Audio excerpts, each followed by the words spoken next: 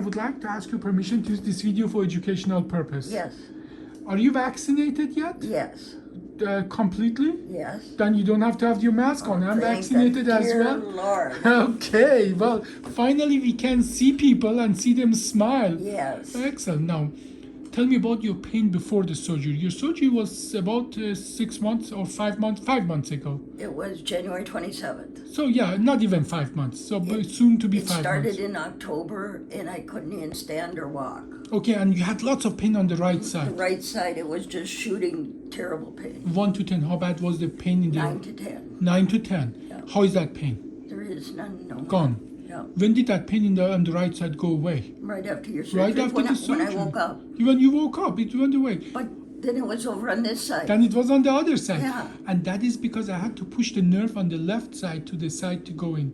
That pain that you had on the left side, can you describe it?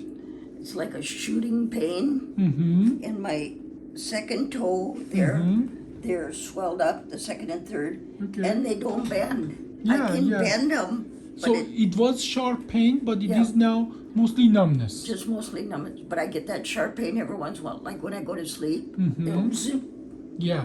Now, that sharp pain that you just described, does it go to your toes or does it go to your groin and inner thigh? It goes all the way down. All the way down. Okay. Now, as well, I touched your back where your sacroiliac joint is, and you almost jumped.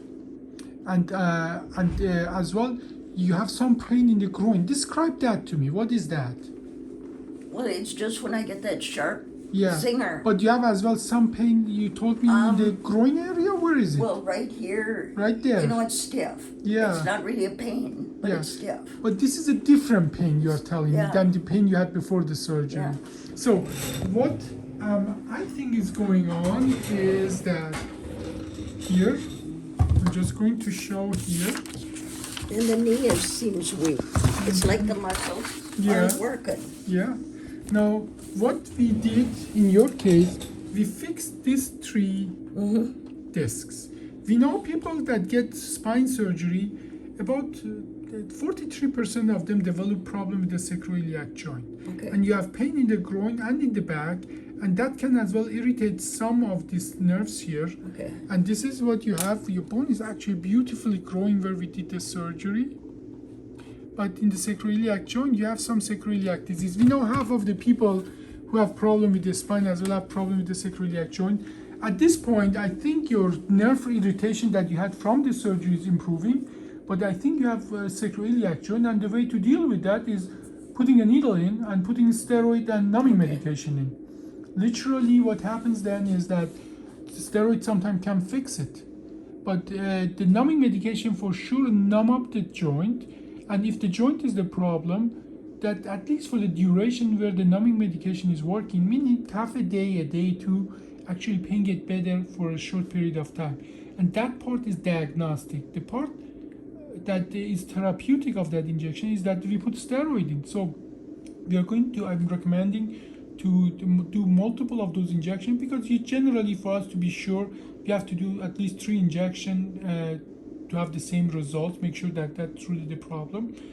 So, but what I understand now that the right pain, leg pain is gone, the back pain is the one that you had before is gone, and you have a new pain that most likely is related to sacroiliac joint.